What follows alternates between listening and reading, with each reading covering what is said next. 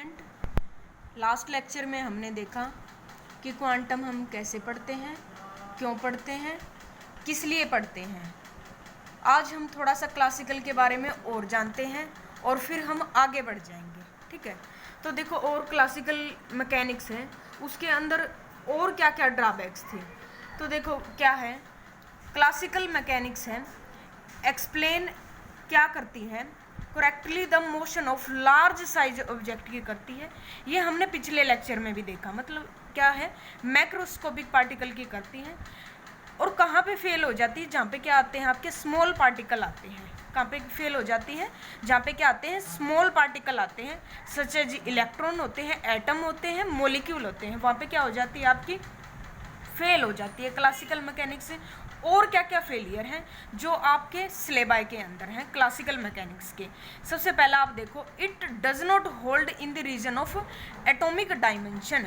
Atomic dimension है उसके अंदर क्या है, it does not hold in the region of the atomic dimension. इस बात का मतलब क्या है, it can't explain motion of atom.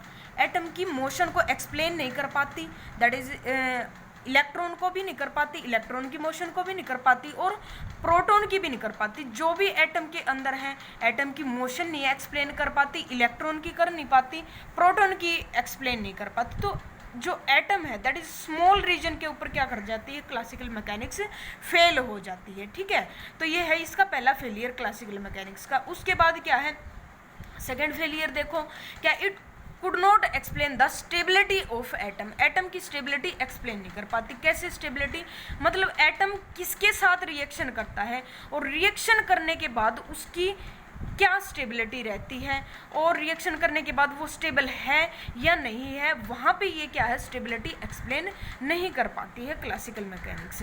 उसके बाद क्या है, जो थर्ड है आपके सिलेबाई में भी दे रखा है कि it could not explain the spectra of black body. Black body का जो स्पेक्ट्रा है ये एक्सप्लेन नहीं कर पाती है, ब्लैक बॉडी का स्पेक्ट्रा।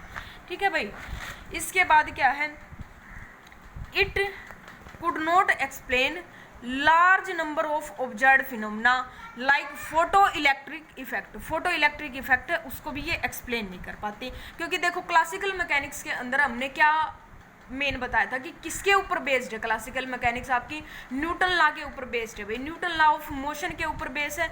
और दूसरा क्या है आपका मैक्सवेल इलेक्ट्रोमैग्नेटिक वेव थ्योरी के ऊपर बेस्ड है। बट जो मैक्सवेल इलेक्ट्रोमैग्नेटिक वेव थ्योरी है वो क्या है, फोटो इलेक्ट्रिक इफेक्ट है उसको एक्सप्लेन नहीं कर पाती है। इसको पढ़ेंगे हम। ठीक है, ये फेलियर है किसके, क्लासिकल मैकेनिक्स के। ठीक है, फोटो इलेक्ट्रिक इफेक्ट है इसको एक्सप्लेन नहीं कर पाती, कॉम्पटन इफेक्ट है इसको एक्सप्लेन नहीं कर पाती, और रमन इफेक्ट है इसको भी एक्सप्लेन नहीं कर पाती। रमन इफेक्ट है ये भैया आप किस में पढ़ोगे, स्पेक्ट्रोस्कोपी के अंदर पढ़ोगे भाई। रमन स्पेक्ट्रोस्कोपी के अंदर आपका क्या आएगा, रमन इफेक्ट आएगा। इसके बाद क्या है, failed to explain the atomic and molecular spectra. Atomic and molecular spectra है उसको भी क्या है क्लासिकल मैकेनिक्स एक्सप्लेन नहीं कर पाती है। उसके बाद क्या है, failed to explain the heat capacity of solid. जो सॉलिड्स होते हैं उनकी हीट कैपेसिटी है उसके बारे में भी ये एक्सप्लेन नहीं कर पाती। उसके बाद क्या चीज़ है जी, क्लासिकल के अंदर अब जो क्या है, क्लासिकल के अकॉर्डिंग क्या होती है, पोजिशन और जो मोमेंटम होता है वो क्या है उसको साइमल्टेनियसली डिटरमाइन किया जा सकता है। क्यों डिटरमाइन किया जा सकता है साइमल्टेनियसली, क्योंकि क्या होता है लार्ज साइज ऑब्जेक्ट हो सकता है। लार्ज साइज ऑब्जेक्ट होता है तो उसकी पोजीशन साथ साथ में और साथ में वेलोसिटी और we can say that momentum, साथ में पोजीशन और मोमेंटम एक साथ हम क्या कर सकते हैं, मूविंग पार्टिकल की हम डिटरमाइन कर सकते हैं। पर यहाँ क्या है, ये क्या कर जाता है, कॉन्ट्राडिक्ट कर जाता है किसके साथ, हिजनबर्ग अनसर्टेनिटी प्रिंसिपल के साथ क्या कर जाता है, कॉन्ट्राडिक्शन कर जाता है। ठीक है, तो इसलिए क्लासिकल मैकेनिक्स क्या है, यहाँ पे क्या है, ये भी इसका क्या है फेलियर है, जो किस पे इम्प्लीमेंट नहीं हो पाता है, स्मॉल पार्टिकल के ऊपर इम्प्लीमेंट नहीं हो पाता। और यहाँ पे भी ये क्या कर जाते हैं, कॉन्ट्राडिक्ट कर जाते हैं। लार्ज पे तो इम्प्लीमेंट है भाई, लार्ज पे इम्प्लीमेंट है, लार्ज पे क्या है इम्प्लीमेंट है, बट स्मॉल पार्टिकल पे नहीं है। जैसे क्या है, इलेक्ट्रॉन है, इलेक्ट्रॉन है, इलेक्ट्रॉन के ऊपर क्या है उसका देखोगे आप, हिजनबर्ग अनसर्टेनिटी प्रिंसिपल के अंदर क्या है, आप डिटरमाइन नहीं कर पाते किस चीज़ को, पोजीशन एंड मोमेंटम को आप क्या है साइमल्टेनियसली डिटरमाइन नहीं कर सकते, और वो क्या आपका हिजनबर्ग अनसर्टेनिटी प्रिंसिपल बताता है। ठीक है, उसके बाद क्या है, क्लासिकल मैकेनिक्स क्या है, एज्यूम करता है, किस चीज़ को एज्यूम करता है कि एनर्जी जो इमिटेड होती है और एब्जॉर्ब होती है वो क्या होती है, कॉन्टिन्यूसली होती है। क्या होती है, कॉन्टिन्यूसली एनर्जी एमिट और एब्जॉर्ब होती है। इस बात का मतलब क्या है कि जैसे सूरज से, भाई सूर्य है, सूर्य से रोशनी जो आ रही है वो कॉन्टिन्यूसली आ रही है, लगातार आ रही है। जो एनर्जी क्या आ रही है, लगातार आ रही है। रेडिएशन क्या आ रही है, लगातार आ रही है सूर्य से। बट जो क्वांटम है, क्वांटम भी इस चीज़ को क्या कर देता है, फेल कर देता है। फेल कर देता है मतलब वो प्लैंक क्वांटम थ्योरी के अंदर आप पढ़ो भी गए, मतलब क्या कहता है जी, क्वांटम कहता है कि जो सूर्य से रोशनी भी है वो क्या है, लगातार हमारी नहीं आती है, लगातार नहीं आती। लगातार नहीं आती तो कैसे आती जी, वो आती है डिसकॉन्टिन्यूसली।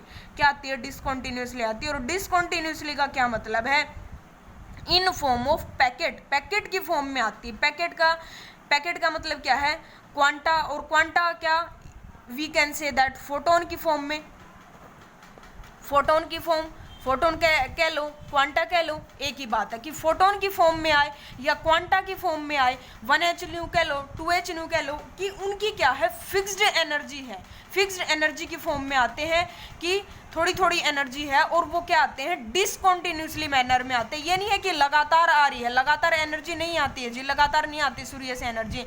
वो एनर्जी कैसे आती है, डिसकॉन्टिन्यूसली मैनर के अंदर आती है। ये मैं नहीं बोल रही जी, ये प्लैंक क्वांटम थ्योरी ने बोला है, मैंने नहीं बोली ये बात। किसने बोली है जी, प्लैंक क्वांटम थ्योरी ने बोली है कि एनर्जी कैसे आती है, डिसकॉन्टिन्यूसली आती है। कैसे आती है, डिसकॉन्टिन्यूसली आती है।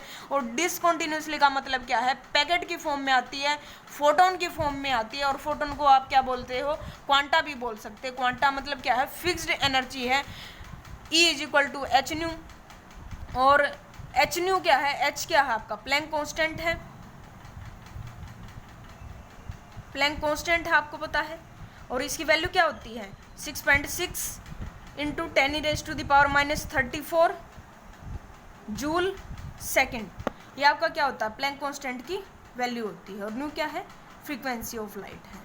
ठीक है, न्यू क्या है, फ्रीक्वेंसी ऑफ लाइट है। ओके, जो भी लाइट आ रही है उसकी क्या है, फ्रीक्वेंसी है। ओके भी, तो क्वांटम के अकॉर्डिंग क्या है भाई, एनर्जी क्या आती है, डिसकॉन्टिन्यूसली मैनर के अंदर आती है।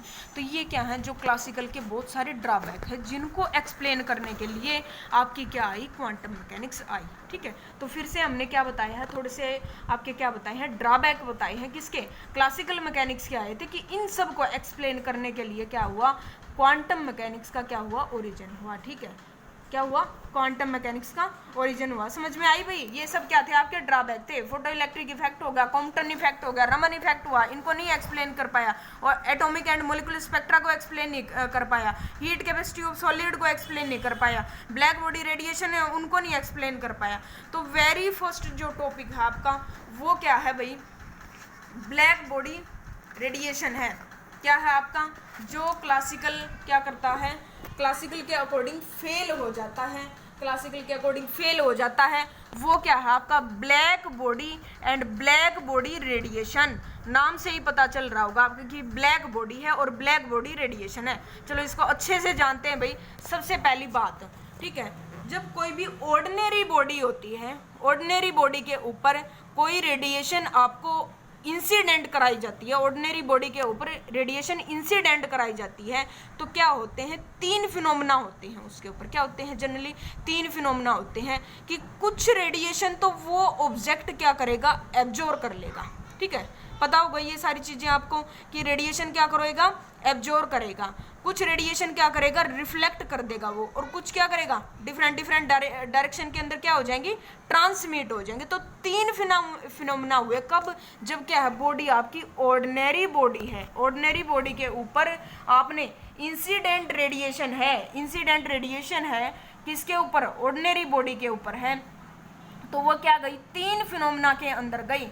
मतलब रिफ्लेक्टेड हो जाती है, उसका कुछ पार्ट क्या हुआ, रिफ्लेक्टेड हो गया, कुछ पार्ट क्या हुआ, एब्जॉर्ब हो गया, और कुछ क्या हो गया, ट्रांसमिटेड हो गया। कब, ये 3 प्रोसीजर आपके कब हैं, ये 3 फिनोमेना कब हैं, जब ऑब्जेक्ट क्या है आपका, ऑर्डिनरी ऑब्जेक्ट है। बट जब बॉडी क्या है आपकी, ब्लैक बॉडी है, ब्लैक बॉडी क्या है, अब ब्लैक बॉडी क्या है जी, एक ऑब्जेक्ट ले लिया और ऑब्जेक्ट के ऊपर लैंप ब्लैक ले लिया। लैंप ब्लैक आपको पता होगा, उसके ऊपर जब लालटेन होती है, लालटेन के ऊपर वो लगातार जैसे जलती रहती है और उसके ऊपर वो कालिक सी पुत जाती है। उस कालिक को अगर हम इसके बाउंड्री पे लगा दें, इसके सरफेस के ऊपर लगा दें, तो ये बॉडी कैसी हो जाएगी? ये बॉडी हो जाएगी आपकी ब्लैक बॉडी हो जाएगी। ये बॉडी कैसी हो जाएगी? आपकी ब्लैक बॉडी हो जाएगी। ठीक है, तो यहाँ पे क्या है, जब इंसिडेंट रेडिएशन डाली जाती है, जो इंसिडेंट रेडिएशन होती है, किसी भी टाइप की radiation, all type of radiation, जितनी भी टाइप की रेडिएशन है, तो क्या कर जाएगा, वो ऑब्जेक्ट है आपका, ऑब्जेक्ट है वो क्या करेगा, यहाँ पे क्या करता है, सिर्फ एक फिनोमिना अक्कर होएगा। यहाँ पे तो 3 फिनोमिना थे, यहाँ पे क्या होएगा आपका एक फिनोमिना होएगा, और वो क्या है आपका जो इंसिडेंट रेडिएशन होती है वो क्या होएगी आपकी एब्जॉर्ब हो जाएगी, कंप्लीटली एब्जॉर्ब हो जाएगी। क्या होएगी? कंप्लीटली एब्जॉर्ब हो जाएगी। तो ऐसी बॉडी को क्या बोलते हो आप?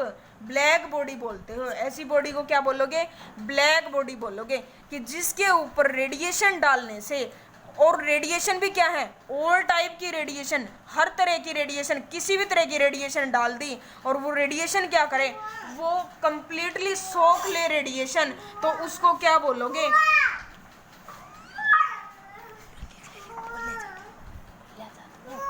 उसको क्या बोलोगे? ब्लैक बॉडी बोलोगे। ठीक है, उसको क्या बोलोगे?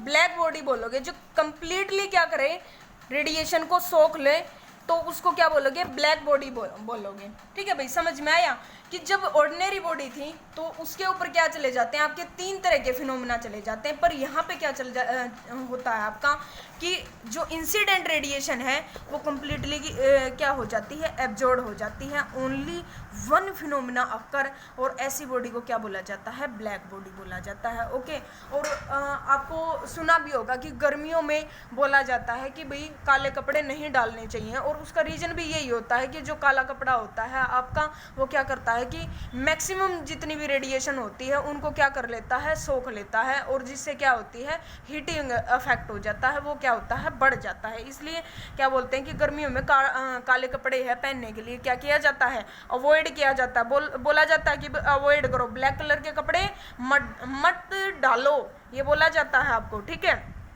तो अब बोलो इसकी डेफिनेशन देख लो भी, ब्लैक बॉडी। अब थोड़ा जनरल सा आइडिया लग गया होगा आपको, नहीं? विच absorb all radiation falling on it, और जितनी भी रेडिएंट एनर्जी है इसके ऊपर, सारी की सारी एनर्जी क्या कर ले, एब्जॉर्ब कर ले, तो उसको क्या बोलोगे? परफेक्टली ब्लैक बॉडी बोलोगे आप। क्या बोलोगे? परफेक्टली ब्लैक बॉडी बोलोगे, कि जितनी भी रेडिएंट एनर्जी उसके ऊपर डली, सारी की सारी रेडिएंट एनर्जी उसने क्या कर ली, एब्जॉर्ब कर ली, तो ऐसी बॉडी को क्या बोलोगे? ब्लैक बॉडी बोलोगे। तो जो सबसे पहली मोस्ट कॉमन बॉडी है, डिजाइंड की गई, किस साइंटिस्ट ने डिजाइन की? भाई फेरी ने डिजाइन की, फेरी ने डिजाइन की। और जो फिगर है भाई वो दिखाई दे रहा होगा आपको। फिगर क्या है, इसके अंदर डबल मेटालिक होलोस्फीयर है भाई, और ये क्या है भाई आपका, ये जो दिखा रखा है डबल मेटालिक होलोस्फीयर है, इस पे क्या किया, कार्बन ब्लैक है, कार्बन ब्लैक की क्या कर दिया, कालिक पोत दी। ठीक है, और एक क्या है, यहाँ पे कोनिकल प्रोजेक्शन बना दिया। ठीक है, क्या किया, कोनिकल प्रोजेक्शन बना दिया, और यहाँ पे क्या रखा है, एक होल रखा है, सो दैट जिसमें से क्या हो आपकी रेडिएशन आ जाए। क्या आ जाए? इसमें से रेडिएशन आ जाए। और जैसे ही रेडिएशन आती है तो रेडिएशन का क्या होएगा, मल्टीपल रिफ्लेक्शन होएगा। क्या होएगा? मल्टीपल रिफ्लेक्शन होएगा, और तब तक रिफ्लेक्शन होता रहेगा जब तक ये रेडिएशन इसके अंदर क्या है, कंप्लीटली एब्जॉर्ब नहीं हो जाती। ठीक है, क्या है, कंप्लीटली एब्जॉर्ब नहीं हो जाती, तो इसको क्या बोलोगे आप? ब्लैक बॉडी बोलोगे। क्या बोलोगे? ब्लैक बॉडी बोलोगे। और ये क्या थी, वेरी फर्स्ट और मोस्ट कॉमन बॉडी थी जो ब्लैक बॉडी थी। किसने डिज़ाइन की थी? फेरी ने डिज़ाइन की थी। और अब इसके अंदर भी जो कोनिकल प्रोजेक्शन है पी, इसका क्या महत्व है? ये जो है कोनिकल प्रोजेक्शन, इस पी का क्या महत्व है? इसका महत्व ये है, ये होल है, जस्ट इसके अपोजिट बनाया गया है, और ये इसलिए बनाया गया कि जो इंसिडेंट रेडिएशन है वो सीधा आते ही रिफ्लेक्टेड बैक ना हो। ठीक है, जैसे ही आए रिफ्लेक्टेड बैक ना हो, इसलिए क्या किया, इसके अंदर एक कोनिकल प्रोजेक्शन बनाया गया। ठीक है, और कोनिकल प्रोजेक्शन बनाया गया कि सो दैट आपकी जो इंसिडेंट रेडिएशन है उसका क्या हो, इसके अंदर सीधा रिफ्लेक्शन ना हो के मल्टीपल रिफ्लेक्शन हो जाए, और मल्टीपल रिफ्लेक्शन तब तक होता रहे जब तक आपकी क्या है रेडिएशन इसके अंदर क्या हो, कंप्लीटली एब्जॉर्ब ना हो जाए। और ऐसी बॉडी को क्या बोलोगे, ब्लैक बॉडी बोलोगे। ठीक है, क्या बोलोगे, ब्लैक बॉडी बोलोगे। अब ये तो बात आपकी क्या होगी, क्लियर होगी। क्या है, ये है ब्लैक बॉडी। इसके बाद क्या आता है आपका, ब्लैक बॉडी रेडिएशन आता है। क्या आता है आपका, ब्लैक बॉडी रेडिएशन आता है। अब देखो यहाँ पे देखो भाई ध्यान से, यहाँ पे देखो क्या है, जैसे इंसिडेंट रेडिएशन थी आपकी, जब रेडिएशन आपने डालने के बाद क्या है, ऑब्जेक्ट था, और ऑब्जेक्ट की जो सरफेस पे क्या है, कार्बन ब्लैक आपने क्या कर रखा है, इसके ऊपर कालिख पोत रखी है। तो ऑब्जेक्ट कैसा है आपका, ब्लैक बॉडी है। तो ब्लैक बॉडी के ऊपर जैसे ही कालिख पोत रखी है, तो रेडिएशन डालने के बाद ये सारी रेडिएशन क्या कर लेगा, एब्जॉर्ब कर लेगा। सारी रेडिएशन को क्या कर लेगा, एब्जॉर्ब कर लेगा। और रेडिएशन एब्जॉर्ब करता रहेगा। और आपने एक केमिकल इक्विलिब्रिया के अंदर टर्म भी आपने पढ़ रखी कि इक्विलिब्रिया क्या कर जाता है, एग्जिस्ट कर जाता है। तो जैसे ही ये रेडिएशन को एब्जॉर्ब कर लेगा, और हर तरह की रेडिएशन क्या करता है, ब्लैक बॉडी एब्जॉर्ब कर लेता है। अभी मैंने बताया आपको, ठीक है, अभी बताया ना कि हर तरह की रेडिएशन क्या करता है, ब्लैक बॉडी एब्जॉर्ब कर लेता है। तो जितनी भी रेडिएशन है ये एब्जॉर्ब कर लेगा, और इसका क्या कर जाएगा, टेम्परेचर क्या कर जाएगा, बढ़ जाएगा।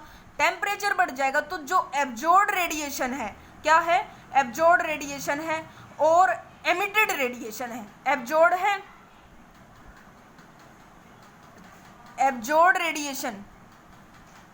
एब्जॉर्ब रेडिएशन और एमिटेड रेडिएशन, इसके बीच में क्या करेगा, इक्विलिब्रिया एग्जिस्ट कर जाएगा। और उनकी वेवलेंथ भी क्या हो, सेम हो।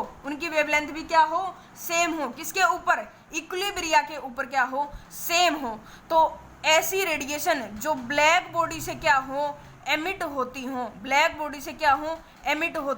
ठीक है, उनको क्या बोलेंगे, ब्लैक बॉडी रेडिएशन बोलेंगे। क्या, ऐसी रेडिएशन जो ब्लैक बॉडी से एमिट होती हो। एमिट भी कब होगी, जब क्या हो, उसका टेम्परेचर बढ़ जाता है। क्या, सारी रेडिएशन एब्जॉर्ब करने के बाद क्या होएगा, पर्टिकुलर टेम्परेचर होएगा। टेम्परेचर की जो रेडिएशन है, ये जो ब्लैक बॉडी रेडिएशन है, ये किस बात पर डिपेंड करती हैं, डिपेंड करेंगी किस बात के ऊपर, टेम्परेचर पे डिपेंडेंट होती हैं। ठीक है, डिपेंड्स ऑन टेम्परेचर। ठीक है, डिपेंड ऑन टेम्परेचर, किस बात पे डिपेंड करती हैं, टेम्परेचर के ऊपर डिपेंड करती हैं। तो यहाँ पे जो इक्विलिब्रिया एग्जिस्ट करेगा वो किसके बीच में एग्जिस्ट करेगा, एब्जॉर्ब रेडिएशन के बीच में एग्जिस्ट करेगा, एमिटेड रेडिएशन के बीच में एग्जिस्ट करेगा, एब्जॉर्ब के बीच में, एमिटेड के बीच में एग्जिस्ट करेगा। और यहाँ से क्या करेंगे, आपकी टेम्परेचर एब्जॉर्ब के बीच में एग्जिस्ट कर रहा है आपका, और एमिटेड रेडिएशन के बीच में एग्जिस्ट कर रहा है। तो और टेम्परेचर क्या था आपका, बढ़ ही गया था ऑब्जेक्ट का। ठीक है, टेम्परेचर बढ़ ही गया था, तो रेडिएशन क्या हो रही है आपकी, एमिट हो रही है। ठीक है, रेडिएशन एमिट हो रही, तो ऐसी बॉडी को क्या बोलोगे, ब्लैक बॉडी बोलोगे। तो इसकी एक और सी डेफिनेशन देख लो, कंप्लीट डेफिनेशन फिर से क्या होगी, क्या, ब्लैक बॉडी की एक डेफिनेशन क्या है कि आइडियल बॉडी, ठीक है, ideal body which emits and absorb, emit भी करता है और एब्जॉर्ब करता है all frequencies of radiation is called black body and the radiations emit by such a body is called black body radiation। कि जो रेडिएशन ब्लैक बॉडी से emit की जाती हैं उन रेडिएशन को क्या बोला जाता है, ब्लैक बॉडी रेडिएशन बोला जाता है। और ये रेडिएशन किस बात के ऊपर डिपेंड करती हैं, टेम्परेचर के ऊपर डिपेंड करती हैं, वो मैंने बता ही दिया। ठीक है, ठीक है भाई, ठीक है, ओके, थैंक्स फॉर कोऑपरेशन।